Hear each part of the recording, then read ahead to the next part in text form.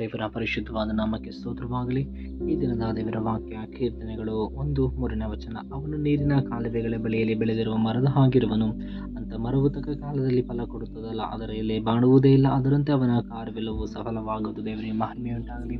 ಪ್ರತಿದಿನ ದೇವರ ಸ್ವರವನ್ನು ಕೇಳುವಂತಹ ಪ್ರೀತಿಯುಳ್ಳ ದೇವರ ಮಕ್ಕಳೇ, ಹೌದು, ಈ ದಿನ ದೇವರ ವಾಕ್ಯದಲ್ಲಿ ನಾವು ಹೀಗೆ ನೋಡ್ತಾ ಇದ್ದೇವೆ.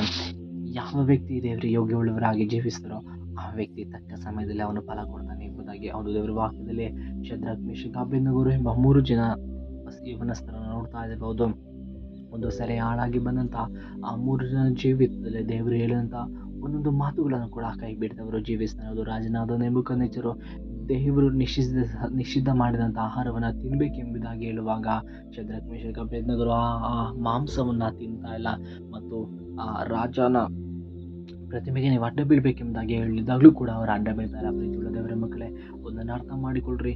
ಅವರ ಜೀವಿತದಲ್ಲಿ ದೇವರು ಹೇಳಿದಂಥ ಒಂದೊಂದು ವಿಷಯವನ್ನು ಕೂಡ ಕೈ ಬಿಡದ ರೀತಿಯಲ್ಲಿ ಯೋಗ್ಯವುಳ್ಳವರಾಗಿ ಜೀವಿಸಿದಾಗ ನಂತರವಾಗಿ ಅವರನ್ನು ಆ ಬೆಂಕಿ ಹಾವಿಯೊಳಗೆ ಕೂಡ ಕಾಪಾಡಿದಂಥ ದೇವರನ್ನು ಯಾರನ್ನು ಹೀನೈಸಿದರೆ, ಅದರ ಕುರಿತಾಗಿ ಮಾತನಾಡಿದರೆ ಅವರಿಗೆ ತಕ್ಕ ಶಿಕ್ಷೆ ಆಗುತ್ತೆ ಎಂಬುದಾಗಿ ಹೇಳ್ತಾರೆ. ಅದರ ನಂತರವಾಗಿಯೂ ಕೂಡ ಆ 3 ಜನರನ್ನು ಕೂಡ ಒಂದು ಉತ್ತಮವಾದ ಅಧಿಕಾರಿಯನ್ನಾಗಿ ನೇಮಿಸ್ತಾರೆ. ಪ್ರೀತಿಯುಳ್ಳ ದೇವರ ಮಕ್ಕಳು, ನಮ್ಮ ಜೀವನದಲ್ಲಿಯೂ ಕೂಡ ನೀವು ಯಾವಾಗ ದೇವರಿಗೆ ಯೋಗ್ಯವುಳ್ಳವರಾಗಿ ಜೀವಿಸಲಿಕ್ಕೆ ನಾವು ಪ್ರಾರಂಭ ಮಾಡ್ತೇವೆ, ಜೀವಿಸ್ತೇವೋ ಆ ತಕ್ಕ ಸಮಯದಲ್ಲಿ ಹೇಗೆ ನೆಬೂಕದ್ನೆಚ್ಚರನು ಹೇಳಿದ ಆಜ್ಞೆಗಳನ್ನೆಲ್ಲ ಅವರು ತೊರೆದವರಾಗಿ ದೇವರಿಗೆ ಯೋಗ್ಯವುಳ್ಳವರಾಗಿ ಜೀವಿಸಿದ್ರು, ತಕ್ಕ ಸಮಯದಲ್ಲಿ ಫಲ ಕೊಡ್ತಾರೆ. ಹಾಗೆ ನಮ್ಮ ಜೀವಿತದಲ್ಲಿ ಕೂಡ ನೀವು ದೇವರಿಗೆ ಯೋಗ್ಯವುಳ್ಳವರಾಗಿ ಜೀವಿಸ್ತಾ ಇದ್ದೇವೆ. ಮುಂದೆಯೂ ಜೀವಿಸಿದಾಗಿಯೂ ಕೂಡ ದೇವರು ತಕ್ಕ ಸಮಯದಲ್ಲಿ ಅದನ್ನು ಮೇಲೆತ್ತುವಂಥ ದೇವರಾಗಿದ್ದರೆ ನಮ್ಮಲ್ಲಿಯೂ ಕೂಡ ಒಂದು ತಕ್ಕ ಸಮಯದಲ್ಲಿ ಫಲಭರಿತವಾದ ಒಂದು ಜೀವಿತವನ್ನು ಕರ್ತನಾದ ಯೇಸು ಕ್ರಿಸ್ತನು ನಿಮಗೆ ಕೊಡುವಂತನಾಗಿದ್ದರೆ, ಹೌದು, ನಮ್ಮ ಜೀವಿತ ಬಾಡುವುದಿಲ್ಲ, ಆತನು ಉತ್ತಮವಾದ